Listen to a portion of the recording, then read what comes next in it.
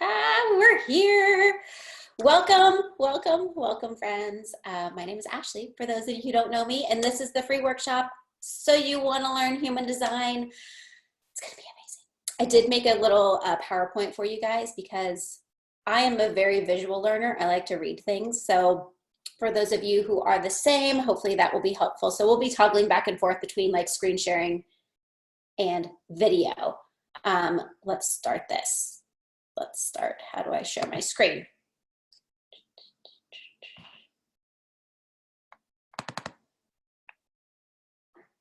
Is this working? Are you guys seeing the PowerPoint?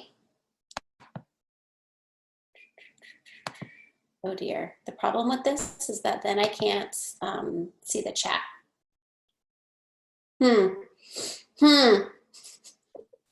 Oh, there we go. There we go. Chat. Yeah, we can see it. Perfect. Thank you. Thank you. All right, I'm going to leave this chat right down here. Okay. So you want to learn human design. You're in the right spot. I'm going to teach you everything. Not everything, I know, because we'd be here forever. I'm going to teach you a lot. It's going to be super fun. So what we're going to cover today, what human design is, because if you're a total newbie, you might be like, what is she even talking about? I don't know. I'm going to teach you what it is. I'm going to teach you the basics of how to read your human design chart.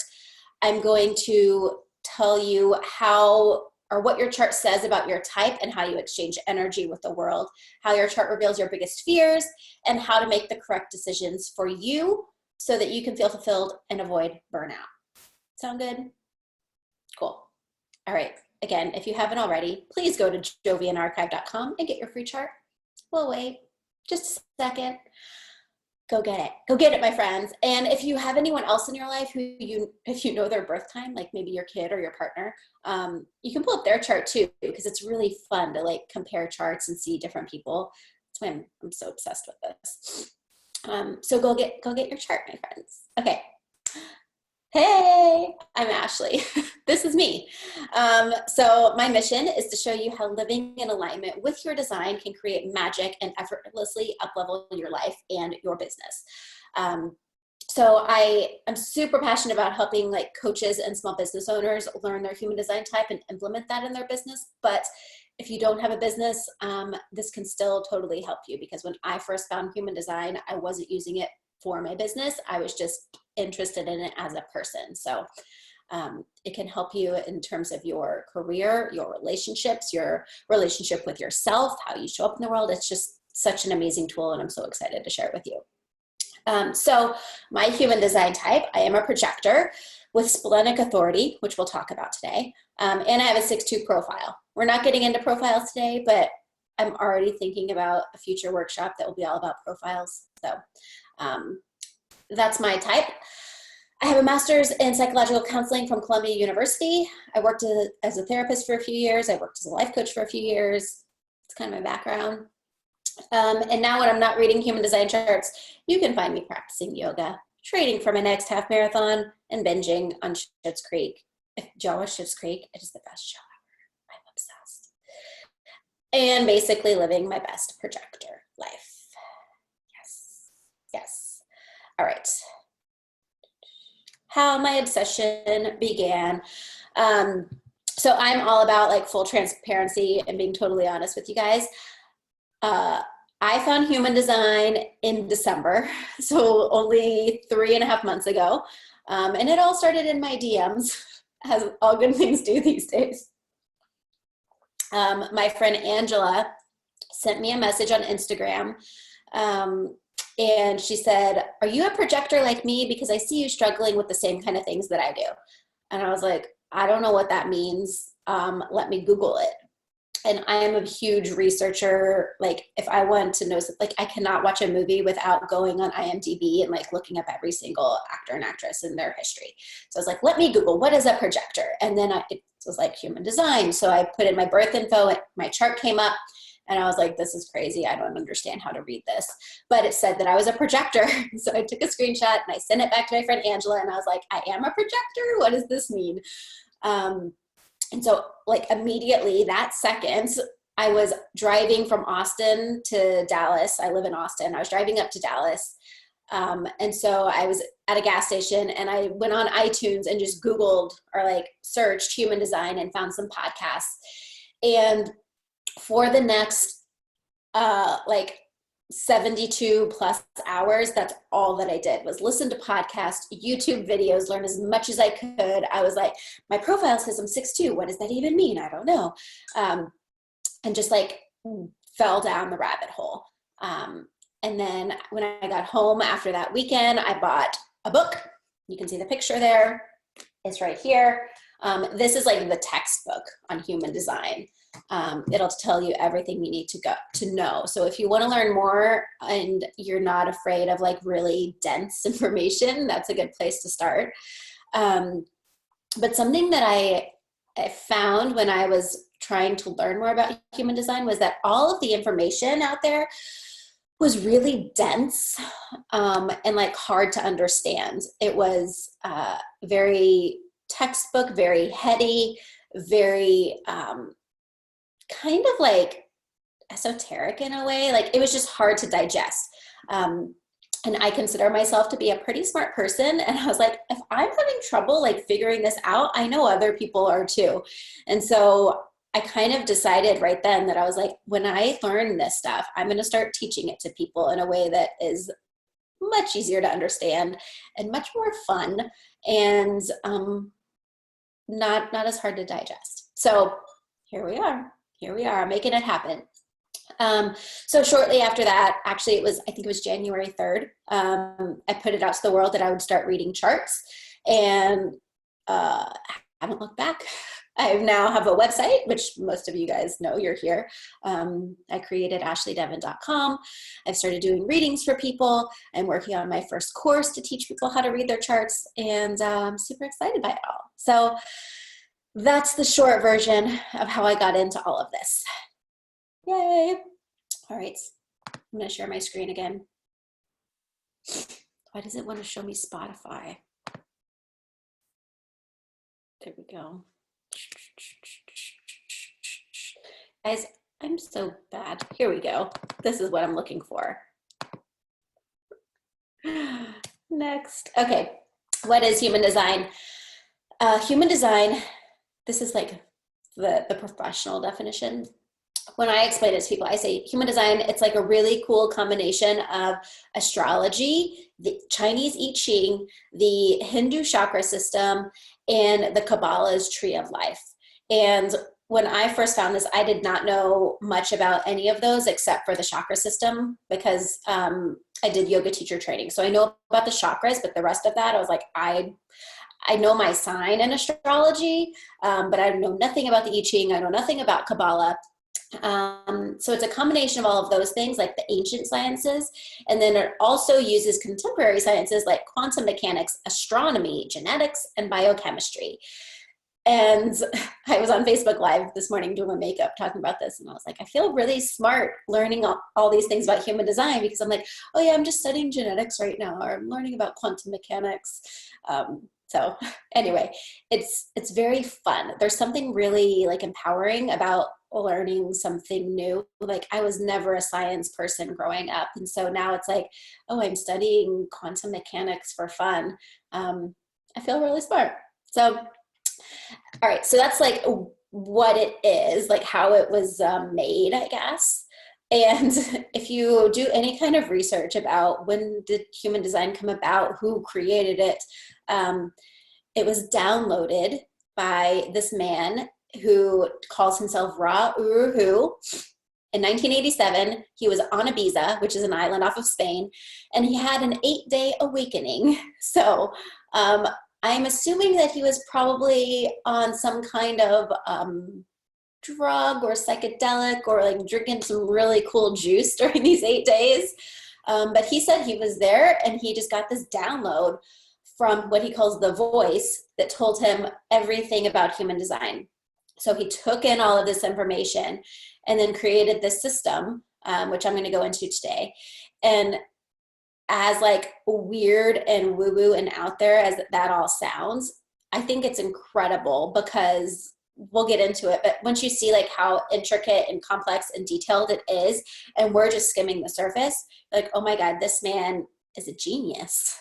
And he would say, he's not alive anymore, but he would say like, he's not a genius. He just got this information from the voice.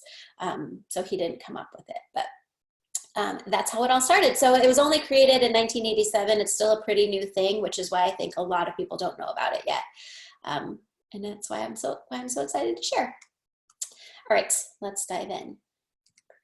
So when you start getting into human design, you're gonna see this rave mandala, and it's on the cover of the book here too. And this is the combination of the 4 ancient like esoteric systems and the combination of modern science. So you can see, I don't know if you guys can see my cursor on the screen. Can you? Probably, because I'm sharing my screen. Here is where the astrology piece comes in. So this inner wheel is all of the astrological signs. And then the outer wheel here is the Chinese I Ching. These are hexagrams. We'll get into this in more detail, but this is just so you can kind of get an overview picture. So we have astrology on the inside here, I Ching on the outside. And then, oh, okay, we're gonna go into this a little bit. So astrology is where the planets are aligned in the sky at the moment you're born. So these are the different signs. And this is different than just astrology. Like human design also takes into account 88 days before you were born, because human design believes that is when your soul entered your body. Chat. Hey, Carrie, welcome. Welcome, so glad you're here. Okay, so that's the astrological piece, okay, is the moment you're born. That's why human design asks for your birth time. And then also it's going to calculate 88 days prior. The Chinese I Ching.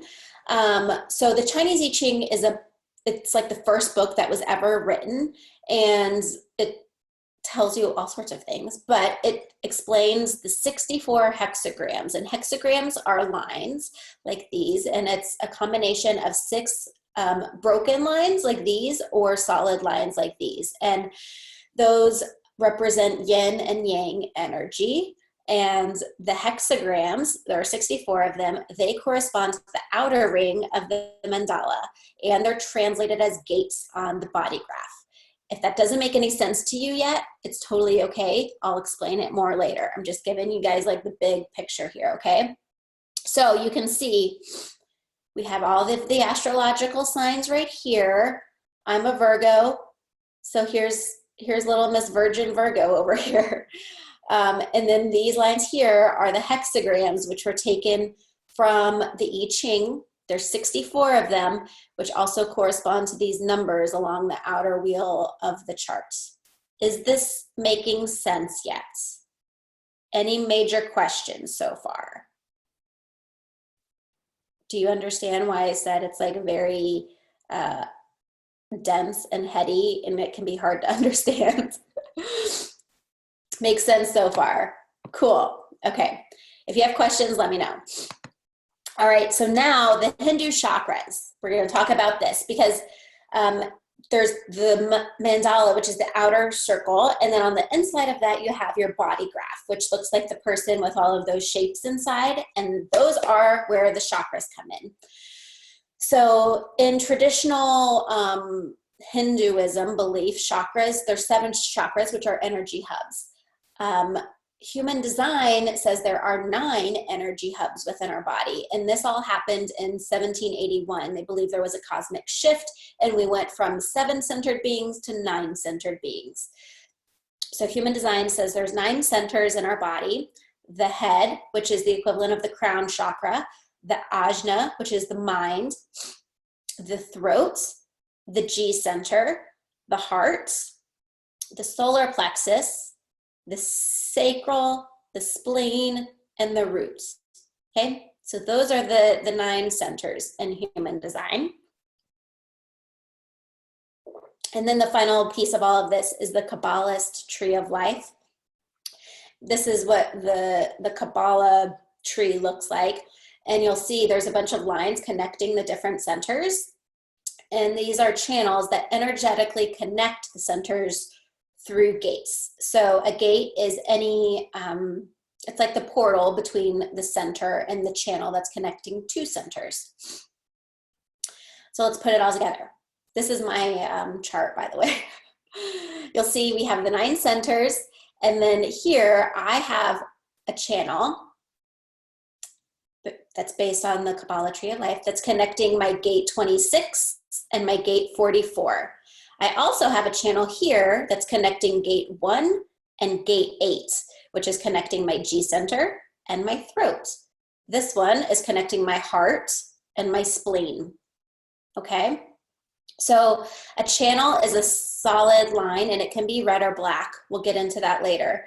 But a channel is a solid line. If it's only a half line, like this one here, that's not fully connecting two channels, that's just called a gate, okay? Or it's not fully connecting two centers, it's called a gate. So I have a channel, I mean a gate, goodness, I need to get this clear. I have gate 64 is open, but I don't have that full channel. I have gate 62, but not that full channel.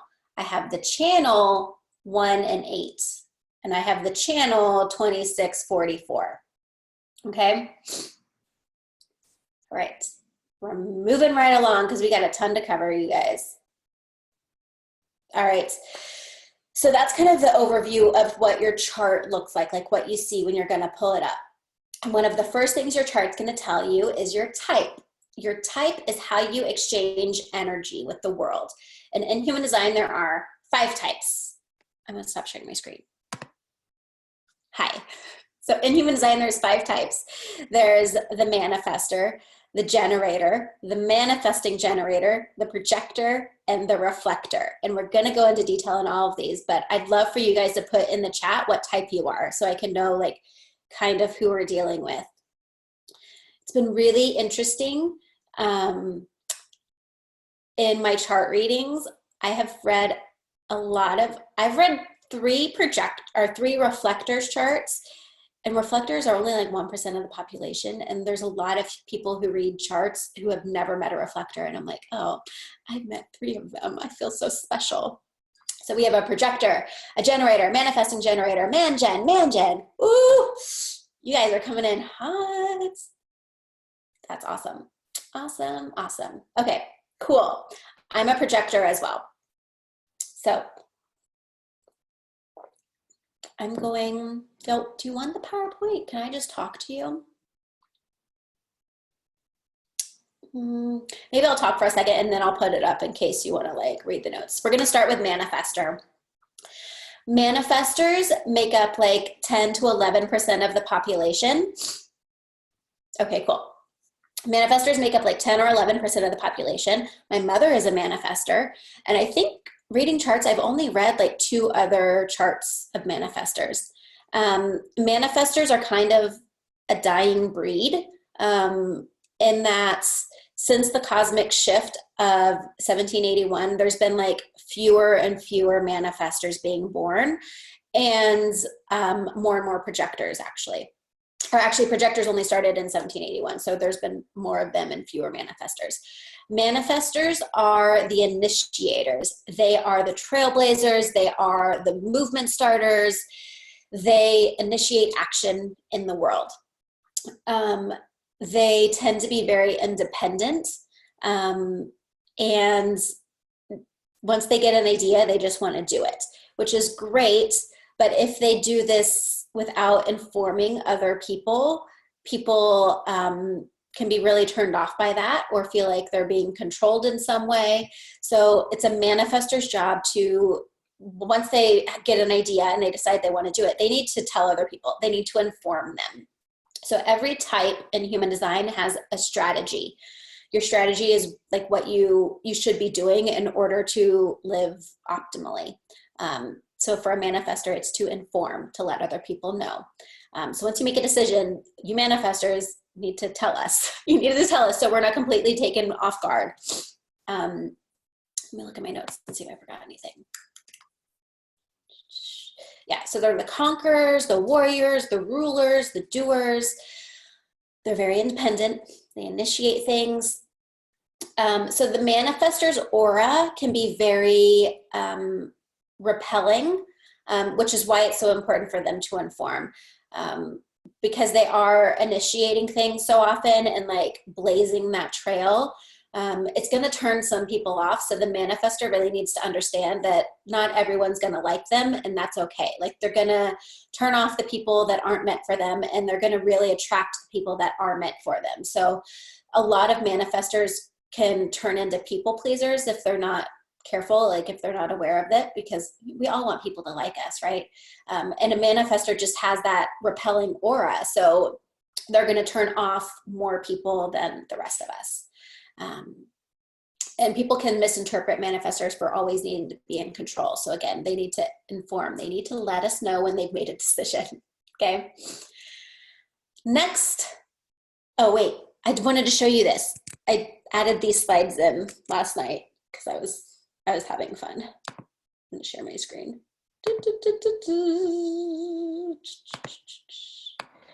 Famous manifestors.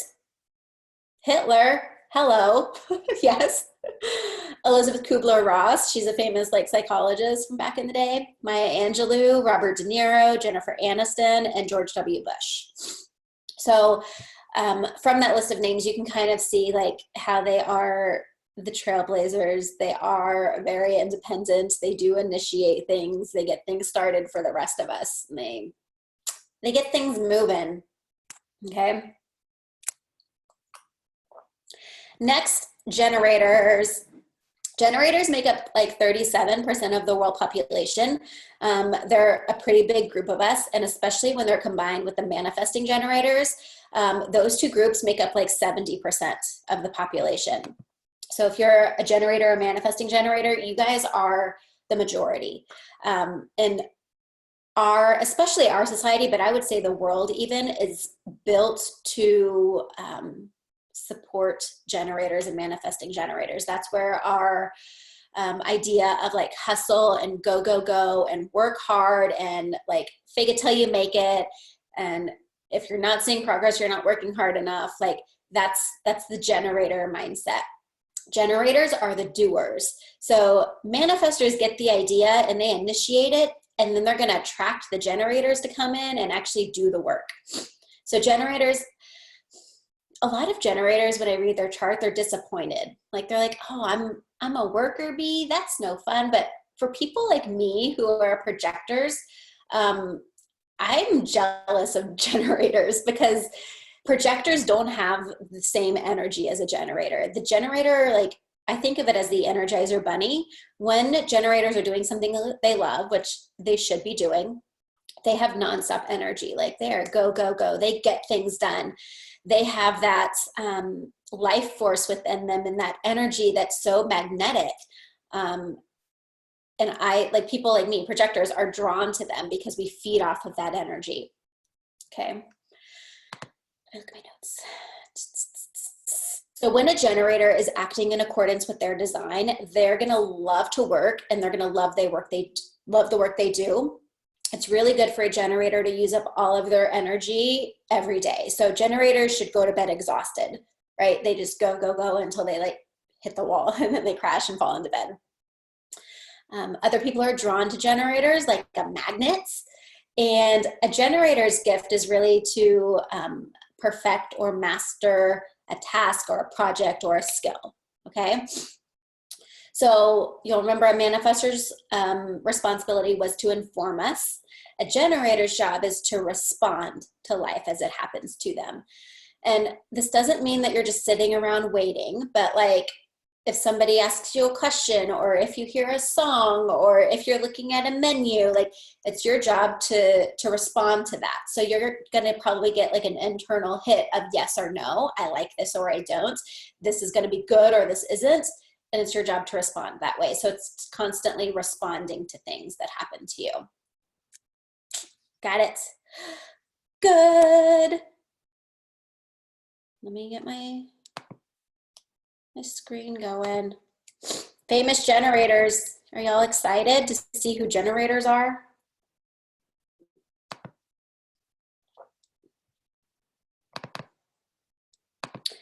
Oprah Winfrey.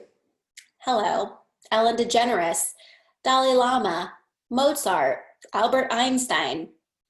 If you think about these people, they all have really big bodies of work because they have that energy to just go, go, go and make things happen.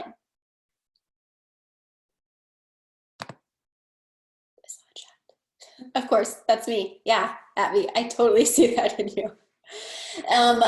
It's not, generators can burn out though. They can lose their energy if they're not doing something that they love and they're lit up by. So that's why it's really important for the generator to respond to life and follow the yes and the no. Because if you're following that and listening to that, then you're probably going to end up doing things that you love, and that's going to fuel your energy, and that's going to lift the rest of us up with you. Yes. I'm not saying that that's always easy, but like if everything was perfect and you were living in accordance with your design, that's what it would be like. Responding is different from reacting. I mean, it's the same. To me, reacting is less intentional. You're reacting to the things around you. I would say responding, waiting to respond, it doesn't mean that you're just waiting around though. Like you're constantly responding, you're constantly reacting to life.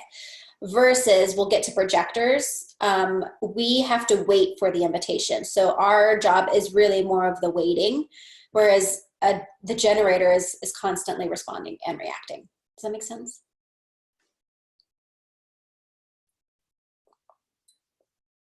Okay, great.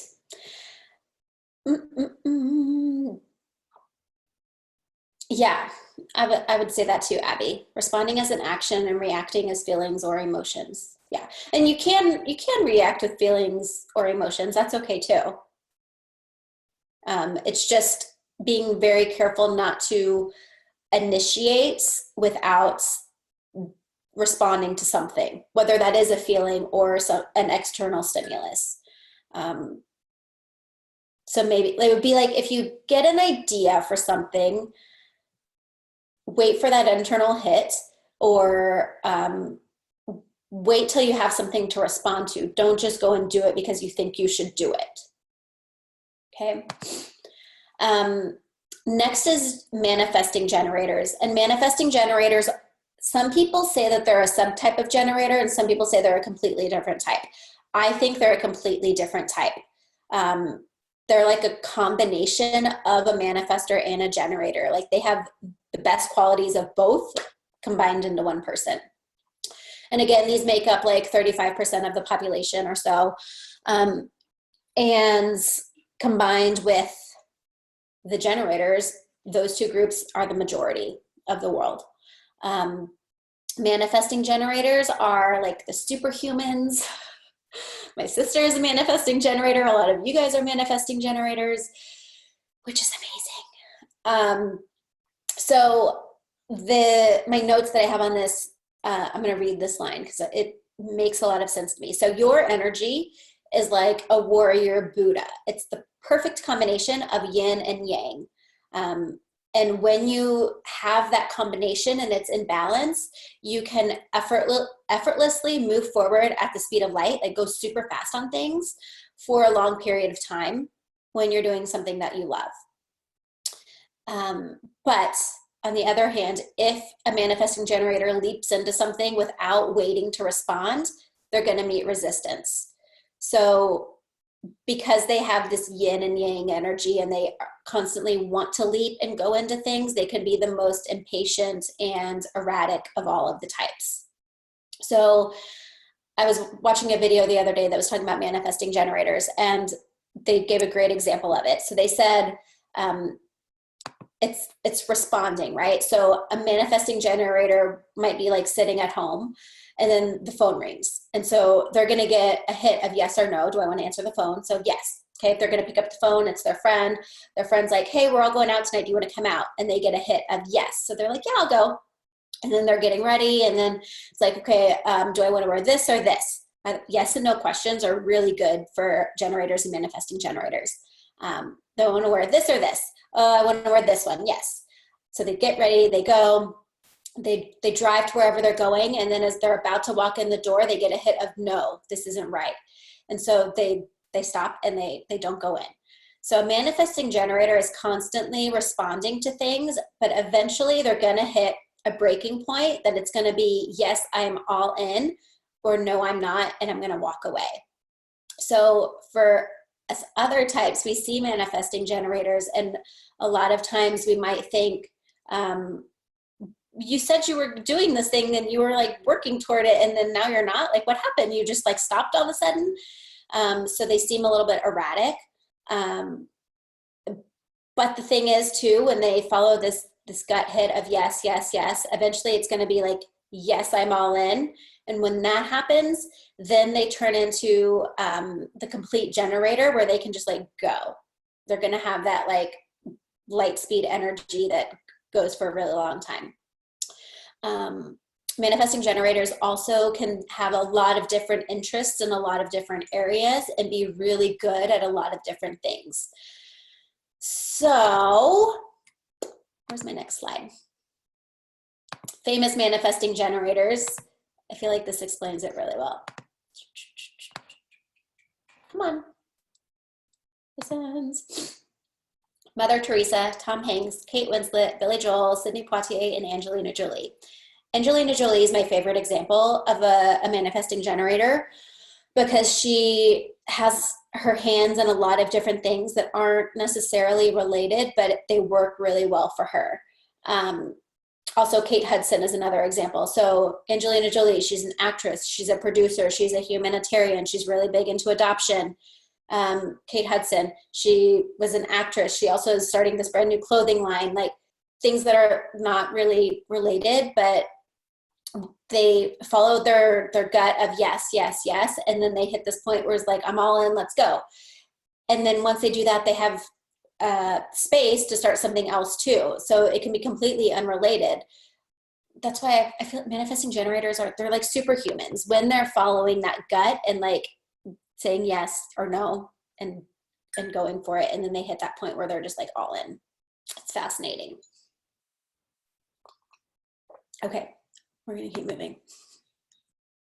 Projectors.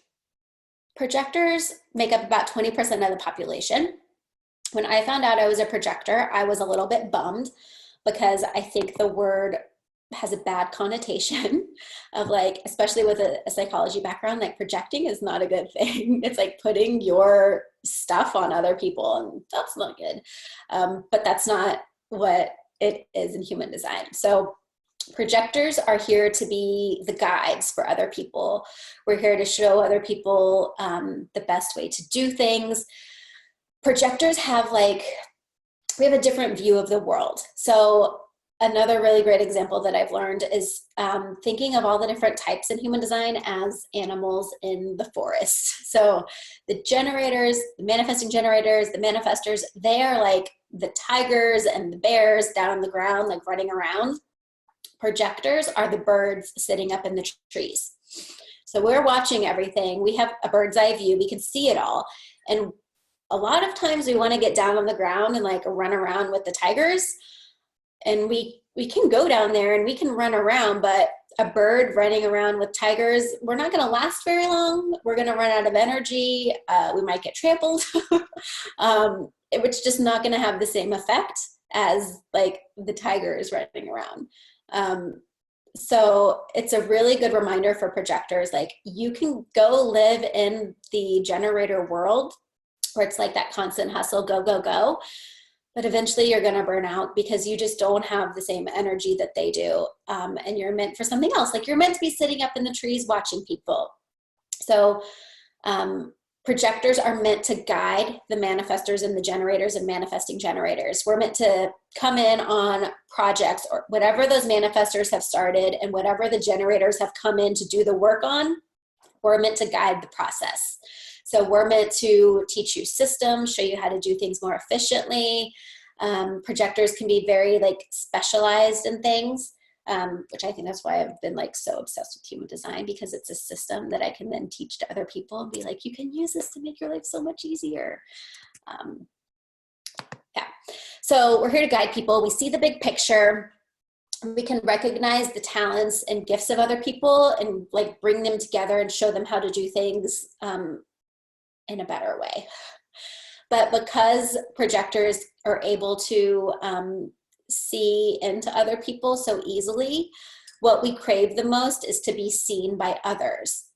So what we have to do is we have to wait to be recognized by people, and then wait to be invited to do things. Projectors can be known as being very bossy or like know-it-alls, because we're the birds in the trees. We can see it all, so we know more than other people, and when we try to share that without being asked or invited first, it can come across as kind of bratty. So it's our job to wait to be recognized. And if we try too hard to initiate or force things or like share our wisdom without being invited, we can end up feeling really bitter. So I have some experience with that. And waiting for the invitation, it's not saying that somebody has to invite you to go to the grocery store, but it's like for the big things in life, and especially things that involve other people. So like relationships, especially like romantic relationships or career moves, where you're living, like those are the big things that are going to impact the people around you. So it's best if you wait to be invited to do those things. So that's the projector. Famous projectors.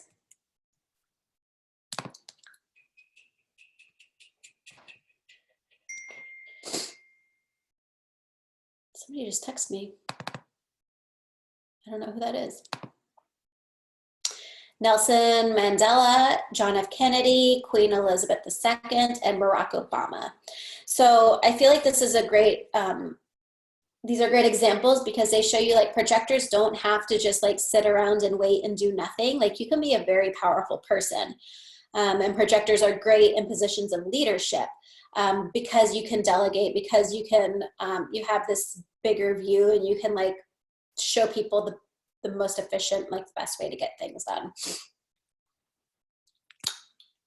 Ta-da! Stopping sharing.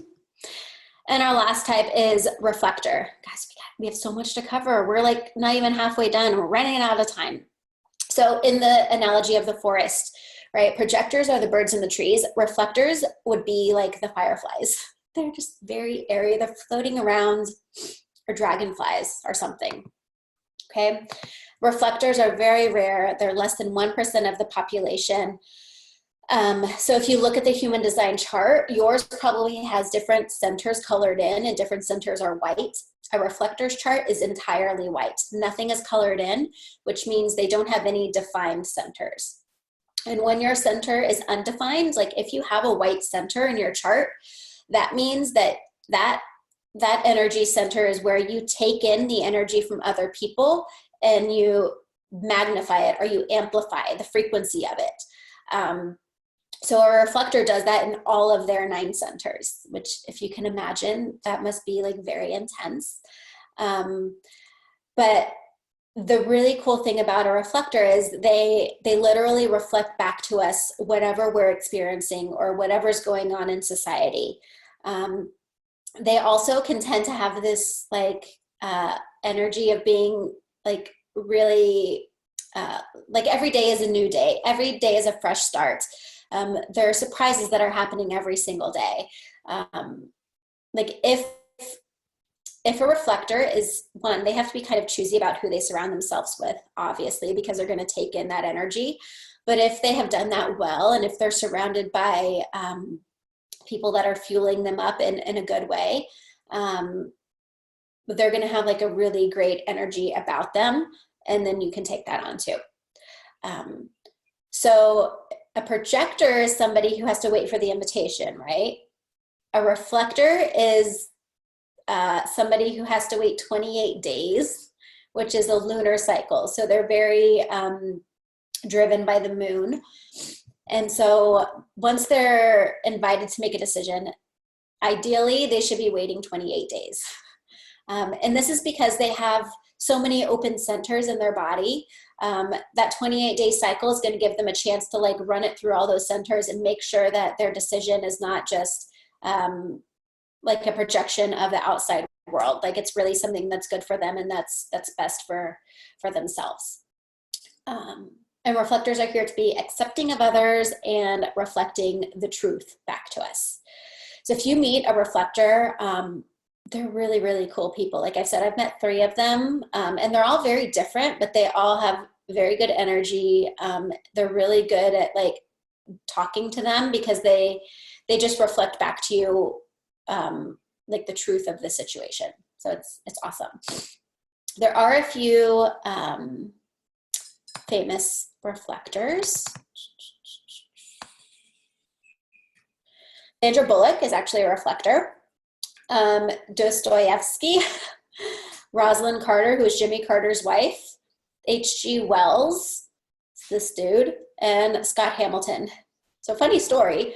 I was trying to look for a picture of Scott Hamilton because in my mind, he's the figure skater from like the 90s in the Olympics, right? Like Scott Hamilton.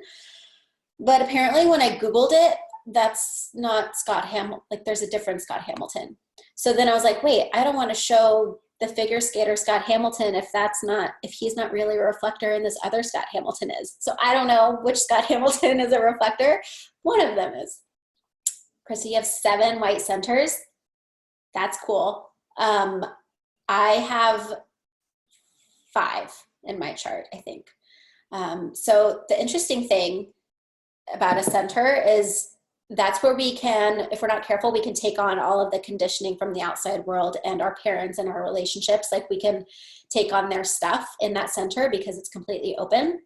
But it's also the place where we can, if we do the internal work, where we can become the wisest because it is a completely clear channel. So if we're careful about that, about not taking on other people's stuff, we can be very wise in that center. So for example, the solar plexus, which is the triangle on the right side of your chart, next to your sacral center, if it's open, these are usually the people who are much more sensitive. We can be the empaths because our emotional center is open. So we take on the emotions of those around us and we amplify them. So we feel things a lot harder and a lot deeper than other people. Or you might be somebody who can walk into a room and just like feel the energy because your solar plexus is open. So it's taking all of that in. So again, you can use that information and become a very wise person and be very empathetic, but you have to be careful to realize those aren't your emotions. You're just taking that on from other people. So you have to let that go, right? Eventually, you can't hold on to it forever. So if you can let that go, you can use that center to help others. Yeah, same. Me too. So they are the full white lines. No, the centers, so the shapes, like the triangles and the squares. If they're white, that means it's an open center.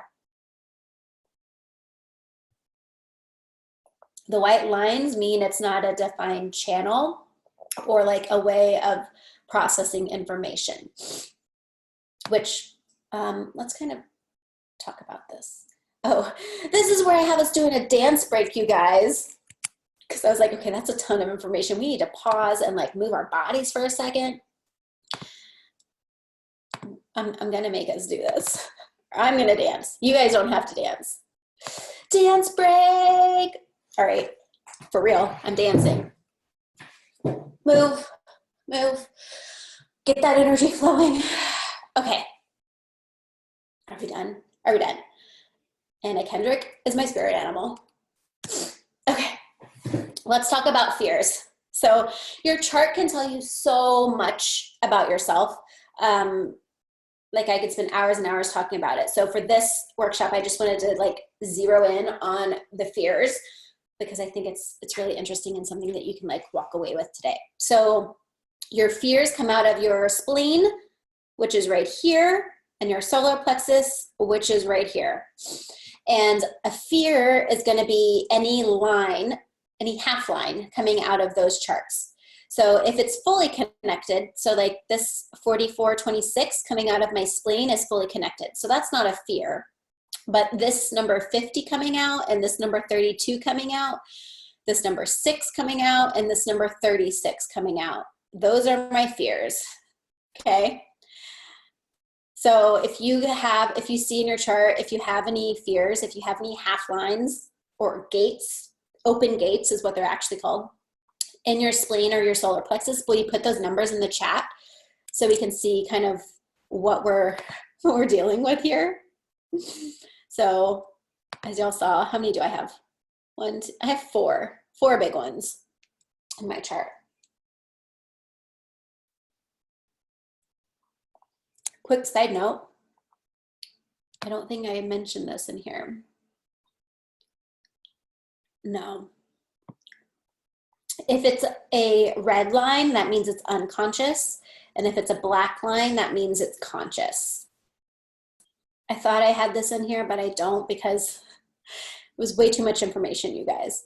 And I've been working on my new course that I'm creating, which is like all of the information about how to read your chart. And in my course, I go into the red and the black and what that means and how they're figured out.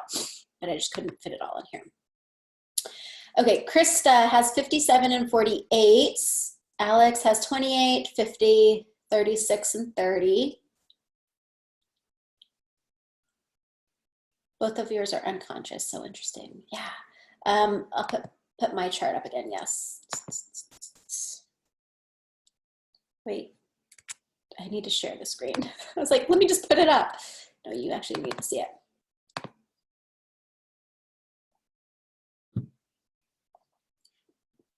So the left side here is your spleen, and mine are 50 and 32. The solar plexus is on the right side. So mine are 36 and 6. So as we're waiting, I'll just throw this in here. Your chart, you have black numbers over here on this side. That's your personality. So that's what you're conscious of. So you'll see here, 6, this is my sun. It's a 6, which means I have a 6 here in black. Hey! And then 36, because I have a 36 here in black. I also have a 36 here in red, which is why that's in red and black. Does that make sense?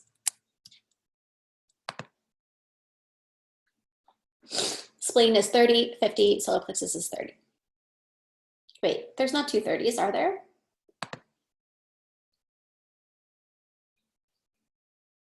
Maybe you had 32 on your spleen?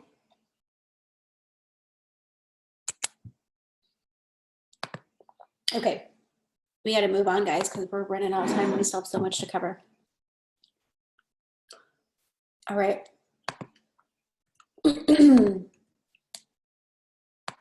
Let's talk about the spleen first. 1, 2, 3, 4, 5, 6, 7. There's 7 possible open gates in your spleen. So an open gate, remember, is just that half line coming out of your spleen. I'm like, where's my chart? Yeah, okay. So every open gate has a fear associated with it. I'm gonna put this up on the screen because I think it will be easier than me just reading it to you guys. Presents. So gate 48, each gate also has a name. 48 is the gate of depth, and that's the fear that your depth won't be recognized by other people. Gate 57 is the gate of intuitive clarity, which can also show up as a fear of the future. Gate 44 is the gate of alertness. So you can overcommit and make promises you can't keep. Gate 50 is the gate of value, and that's the fear of taking on responsibility that you aren't equipped to handle. Gate 32 is the gate of continuity, where you might feel a lack of drive or ambition to succeed. Gate 28 is the gate of the game player, and you might experience an unnecessary struggle, resistance, and exhaustion. Gate 18 is the gate of correction, and this might show up as a fear of authority. Da, da, da. Does that make sense?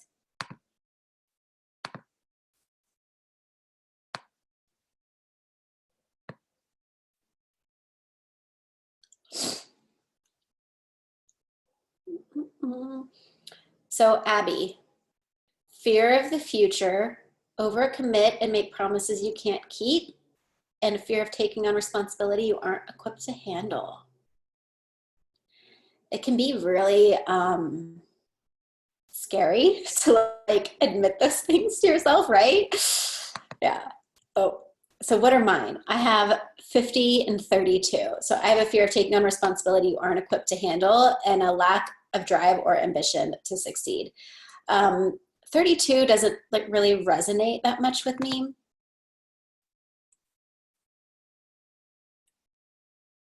Because I have a ton of drive and ambition, but whatever. So this, when something doesn't resonate like that, I just take it to mean like I have been conditioned or like trained by my parents, my teachers, society to override that fear. Like I've overcome it, or I've moved past it. It doesn't have a hold on me anymore. So if it shows up in your chart, it doesn't mean it's something you're stuck with forever. It's just something to look at and be like, okay, well, is this true? Is this something that I can work with? Is this something that I can like move past? Like it just shines a light on it so that then you can actually do something about it if you want to. Solar plexus. Okay. Gate 36 is the gate of crisis, feeling inadequate and unable to meet your own expectations. I'm raising both of my hands. That is me to a T. Ooh, gate 22 is the gate of openness. So silence might make you nervous. Gate 37, the gate of friendship, a fear of getting trapped into societal roles. Gate 6 is the gate of friction, a fear of intimacy. I have that gate in my chart as well, which I don't think is true, but then I'm like, I have a lot of crazy stories about dating and relationships and intimacy, so maybe that is true. Gate 49, the gate of principles, is a fear of rejection. Gate 55, the gate of spirit, is if you fear a lack of passion in life. And gate 30 is the gate of feelings, a fear of surrendering to fate. Got it? Got it, friends? To my chart. 36 and 6, yeah. So I have feeling inadequate and unable to meet your own expectations and a fear of intimacy. So the interesting thing about this, friends, is that if you, here's the chart again. If you have these fears, or actually any open gate, it could be like this one up in your head center, or this one in your sacral center, whatever gate is like half is open, the half channel, you're going to be drawn to people who have the other half of that, because that's going to be an energetic match, right? So it could be really interesting for me to read charts of people that I'm dating or I'm friends with and say, oh, I have gate 36 open. Do you have gate 56? Do you have the other half of this channel of mine? Because if you do, we're probably going to feel more connected. We're going to feel that like energetic match between us. Okay. That's what I love, reading charts of like people that are in relationships. It means you're afraid of not having ambition and the drive to succeed. Oh, maybe. That's, I have to look in my book and see if that's what it actually means, because that would make total sense, Krista. Because I do have that fear of like what if I do lose my drive and ambition? Yeah.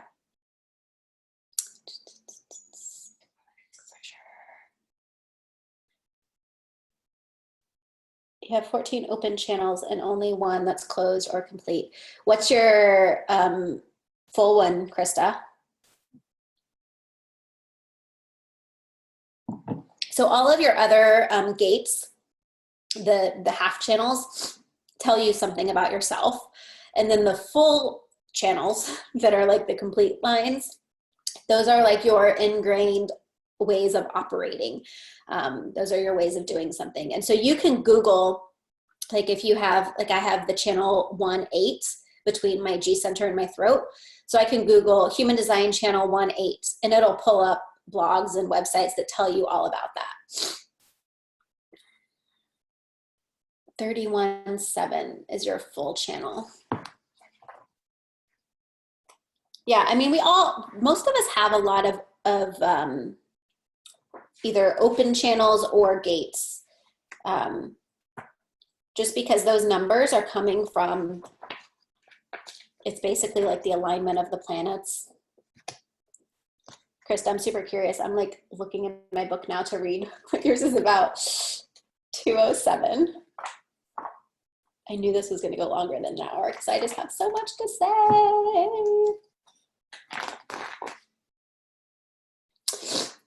Oh, 31 gate, or so that's the channel of the Alpha, 731.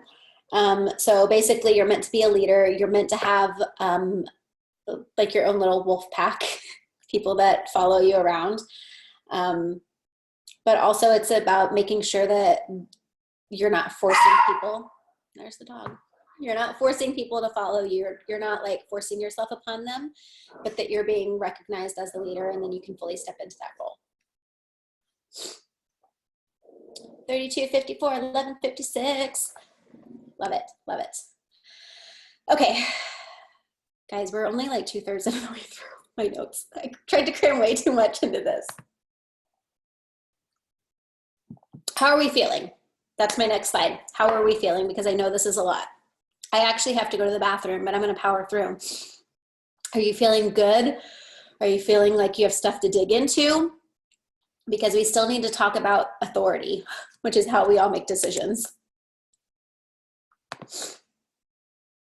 This is fun. I'll dig into my own. Yes, isn't it so fun? That's why I love it. It's so interesting. Okay, so now we're going to talk about authority. Everyone has an authority. There are 7 types of authority, I'm pretty sure. Sorry, I just like snotted. That was pretty gross. Authority is determined by the defined centers in your chart. So like this. If you're, or this one, this is your solar plexus. If your solar plexus is defined, if it's colored in, that's going to be your authority. If your sacral center is colored in, but your solar plexus is not, your sacral center is going to be your authority. If neither of those are colored in, then you're going to have one of the other authorities. Like my spleen is colored in, so that's my authority. But I don't have my sacral or my solar plexus, so my spleen is my authority. So your authority is determined by which centers are colored in within your body. So if you know your authority, type it in the chat for us. Type it in your chat. Mine is splenic authority. So there's solar plexus, sacral, splenic, your heart or your ego, your self, lunar authority, or no inner authority. And some of those have a few different names. So depending on where you got your chart done, it might have a different name. Abby, all 3 are colored in. So, but that means your solar plexus is your authority, because that's like the big dog. If your solar plexus is colored in, no matter what else is colored in, it's going to have the highest ranking. So it's going to get the authority, right? Your solar plexus is your authority.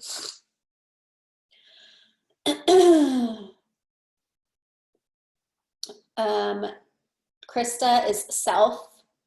Yeah, that makes sense because you have so many open centers. Alex is solar plexus. Michelle's sacral. Solar plexus is the most common one, and then sacral, because those are the authorities of the generators and manifesting generators, which make up 70% of the population. So, oh, it's sacral. Okay. Interesting. So that means your solar plexus is not colored in, correct? Abby? Yes. Cool. Okay.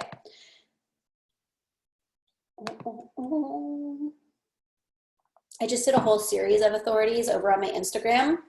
If you want to follow me, it's Human Design with Ashley, where I went through all the different types of authority and explained them in more detail if you're interested. I'm looking at my phone. The text I got earlier was from the lawn man. Okay, solar plexus. So you have solar plexus authority, which can also be called emotional authority when your solar plexus is colored in. And it's going to be colored in if it has a channel, the full line coming out of it. If you have solar plexus authority, you are a very emotional person. You feel the feelings, and it's your job to feel your feelings, to not try to ignore them, to not try to rush them, to not try to stuff them down. You're going to have high highs and you're going to have low lows, and you're going to be on that emotional roller coaster. So it's your job to feel them, to ride it out, and then only make a decision when you're in a calm space and you're like cool as a cucumber. So never make a decision when you're on that roller coaster. Okay. You just got to ride it out. Like, just let people know, like, I need more time. I can't decide right now. Because if you're on the high, you're going to probably be all in, but then when you go to that low, you're going to want to retreat or like have nothing to do with it, which you have probably done in the past. So just ride it out and then get to that calm space, and then you can make your decision. Okay. It's real. I can usually like pinpoint who has emotional authority or the solar plexus, because they're usually like the very boisterous people.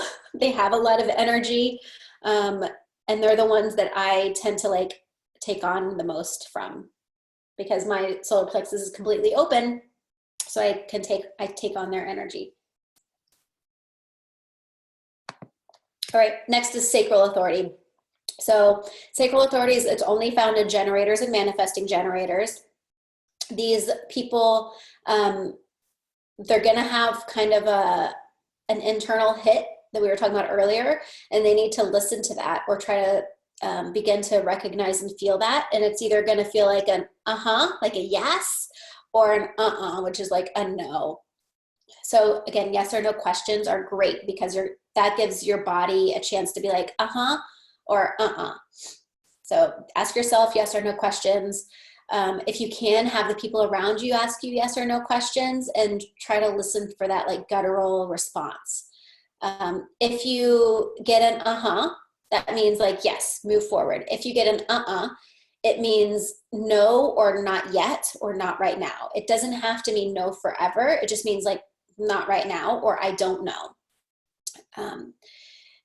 And if you aren't paying attention to this and you keep saying yes to people and work and obligations that don't bring you joy, you're going to probably feel overextended, and that can lead to burnout and like health problems. Again, you're either a generator or a manifesting generator, which means you're here to do work that you love. And like, we need you to, because projectors and reflectors, we feed off of your energy. Like, we need to, like, I feel like a leech, but like, we need your energy. So if you're not feeling lit up, then we can't feel lit up. So like, if it's not your career that's doing that for you, like if your career is not something you love, which it can't be for all of us in this exact moment, like, work towards that, yes. But then if it's like, if you're stuck in a job that you hate right now, find a hobby that you love. Like, find something that lights you up and brings you joy, because the rest of us need that light from you. Okay. Okay. Splenic authority. This is my authority. This is when you use your spleen to make decisions, which sounds crazy, you know. But your spleen is like the very ancient wisdom in your body. This is like kind of the fight or flight response that we have had like for millions of years. And it's the subtle hints that your body gives you. And it always occurs in the moment, usually at the last second. And this happens to me all the time. When I found out I had splenic authority, I was like, oh man, that makes so much sense. Like, I'm always like, I don't know. And then at the last second, I'll be like, boom, it's this, I know it. Or like, this is what I want to eat, or this is where I'm going to live, or this is what I'm going to wear. It took me forever to decide on a shirt. And then I put this on, I was like, boom, that's it. Like it. So if you have splenic authority, you have to learn to like wait through it and really listen for that. It's not the same internal hit as the sacral or but it's like a really quiet voice within you that comes at the last second. It doesn't repeat itself, so you have to learn to listen to it. And if it's a no, it could feel like that instant unease, like you don't know why you feel uneasy about something, but you just do. And so just learn to trust that. Okay. Moving right along, my friends. Heart authority or ego authority, and not ego in a bad way. Nothing in human design is meant to make you feel bad about yourself. Like, it's just a tool to help you better understand yourself, so you can show up as like the fullest, most authentic version of you. So if something makes you feel bad, like, don't pay attention to it. Okay? Disregard it. But heart authority shows up in either manifestors or projectors, but it's going to look different depending on the type. Okay? So for manifestors, it's going to be about like speaking things into existence. So not really giving your thoughts so much control, but like listening to what you say when you talk about it, because when you're talking, then the truth is going to come out for you. For projectors, again, you have to wait for that invitation, because this is all about decisions, and projectors have to wait for the invitation. So once you receive an invitation, then it's your job to ask yourself, like, what do I want? What's in this for me? And then like feel that pull from your heart center, like toward a yes or toward a no. Self-authority. This was Krista, right? Krista, are you a projector? Because this one's usually found in projectors.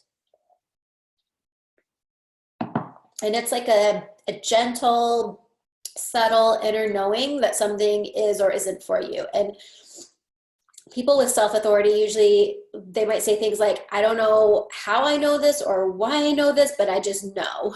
Like, it's like that, I just know this. And the best way to like get to that point is to talk things out with somebody that you trust. But you're not talking to like get their opinion or get any kind of feedback, but to hear yourself talk. You have to be careful. Like, you have to do this with somebody who's going to have good energy, because people with self-authority usually have a lot of open centers, which means they take on a lot from other people. So just be cautious of that. But when you hear your own words coming out, then you'll begin to understand how you can move forward, and if you want to say yes or no to that invitation. Lunar authority, this is for reflectors. Not all reflectors, well, I guess I will say yes. All reflectors have lunar authority. They also need to talk out their decision and kind of process it, not to take on feedback from other people, but just to kind of get it out, because they have so many open centers, they take on so much, they need to process it. They need those 28 days to kind of let everything settle. And I guess they've found in the human design that 28 days is that lunar cycle, and that's the right amount of time for all of that information to go through your body. The last one is no inner authority, and this one is super interesting. I've read a few charts of people who have no inner authority, and these people are mental projectors. So there's different types of projectors. Mental projectors is where your head and your mind area is very defined, but the rest of your chart is not. So these people have a really deep reliance on their mind. These people also tend to be very heady. Like, I think of them as like probably the accountants or the engineers, or if you're into Myers-Briggs at all, they're the people who have the very, very much defined T, like INTJ or ISTJ, like they're the T people thinking. The mental projectors, they also need to bounce ideas off of other people in order to gain clarity, and talking it out helps them come to a decision. Boom, my friends, that's all I had. Q&A. Do we have questions? I feel like I just ran through that so that we could get to this Q&A section. Because I know that I unloaded a ton of info on you, and you might need to let it like percolate and simmer to make sense. But if you have any questions right now off the top of your head, this is your chance. Either about like the history of human design, or how things are like figured out, like how do they know what gate is open, or what your type is, or your fears, or your authority, or whatever.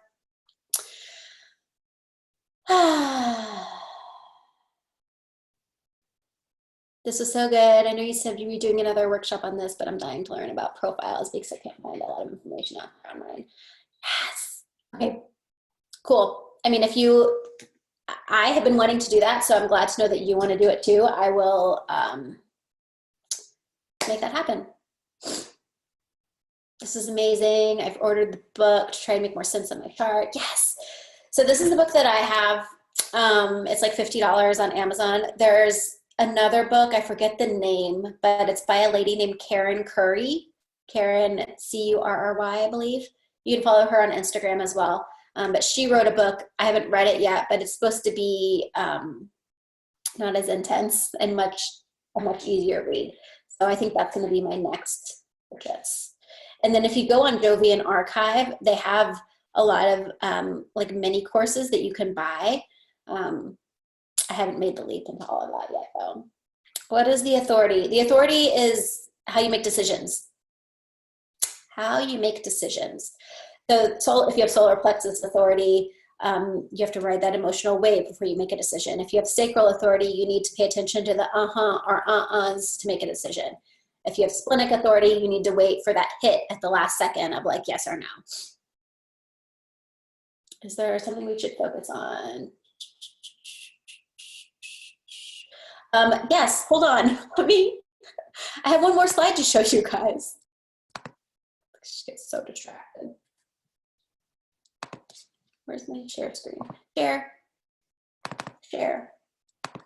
Okay, yes. Now what? Okay, so you have all of this. How do you begin to integrate it? Start with your type and your authority. So you can experiment living according to your design. So your type, if you're a manifestor, you really need to initiate things and then inform people. If you're a generator, you need to respond and really pay attention to doing work that you love. Same for manifesting generators. If you're a projector, you need to hold back, wait for the invitation. Don't try to help anyone unless they ask you first. Don't give people advice. You have to wait. If you're a reflector, you need to wait a lunar cycle for all major things. And then your authority is like how you're making decisions. So you can start experimenting with that as far as like, maybe you do it with like what you're gonna have for dinner tonight and see if your authority gives you like an answer to that decision. Or if you have some big decision to make today, like try experimenting with your authority and see how that goes. If you do wanna learn more, you can schedule a one-on-one reading with me at ashleydevon.com. I do them for individuals, I do them for partners and relationships, I do them for parents and kids. It's super fun, I love it. So I read your chart and then we hop on here for like an hour and do a video chat talking about it all. And like I said, I am creating my first course, How to Read Your Human Design Chart. If you want to get on the wait list, it's ashleydevon.com/waitlist. That's probably coming out sometime in April, you guys. So I made the outline for it. It's going to be 5 videos and then 1 bonus video. And the bonus video is basically like double the information we just covered today. Like it's the history of human design, the overview, and that's just the bonus video. And so then I was like, crap, now I have to do, not in a bad way, but there's so much information that I'm going to have 5 more actual content videos of like how to read your chart because it gets so much more complex. Like we just skim to the surface. So if you really want to do a deep dive, get on my wait list. And if you're on the wait list, you'll also get a coupon for a discount on the course. So that's what I would recommend starting with.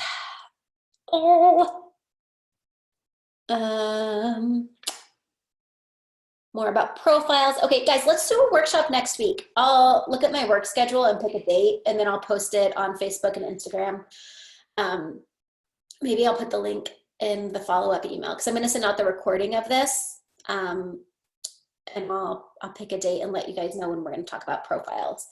Because there are 12 profiles. If you know your profile, tell me your profile right now.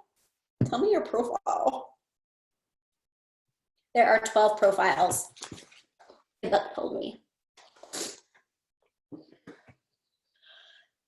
Oh, could you quickly explain what a fixed profile is? I think that's what it's called. Mine is 4-1. So there's fixed profiles and there are, what's the other word? non-fixed. There's a term for it. I don't remember what it's called. So it depends on what your number combination is. So you're 4-1, Alex is 3-5, Abby's 2-4, I'm 6-2. So it depends on the combination of whether your profile is fixed or not.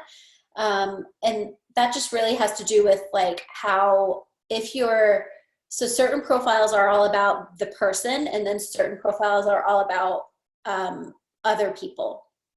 So a 4-1 is very like internal. It's more about you than other people. How will your new course help us understand our design? Oh my God, there's so many ways. So there's going to be the bonus videos, like the overview of what we covered now, but in more detail. And then the first video is going to be like what your chart tells you. So your chart tells you your type and your authority and your strategy and your profile and your incarnation cross and your variables. And then we're going to like dissect each of those pieces. So there will be a whole module on types. Like we just did like 3 sides on types today, but there will be a whole module on types. There will be a whole module on authority. There will be a whole module on profiles. There will be a whole module on your gates and channels. So like we just did, I told you the names and the fears of the gates coming under your spleen and solar plexus. But there will be a whole module on all the different gates and all of the channels and what they mean. So it's going to be like much more in depth. Basically like everything that you would need to know about your chart. Lori, you're a 6-2. High five. Lori, what's your type? Every time I say that, I feel like I'm like at a bar, like on a date, like, oh, what's your type? What's your human design type? All right, friends. Any other questions? Projector. We are peas in a pod. Lori, do I know you? Are you the Lori that I know, or are you a new friend? It was really interesting. I think we had like 25 people sign up for this workshop, and half of them were people that I knew before, and then half are brand new people that I've never met. Oh, that's so fun, Lori. I'm a 6-2 projector as well. Now I need to know your authority. What's your authority, please? All right, guys, any final questions? Splenic. We're like the same person. Did you find me on Instagram?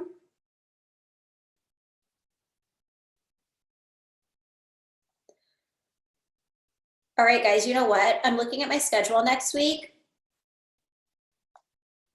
Let's do same time next Wednesday.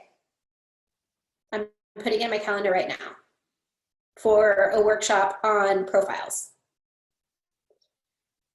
Wednesday, April 3rd, 10 a.m. Central, 11 a.m. Eastern.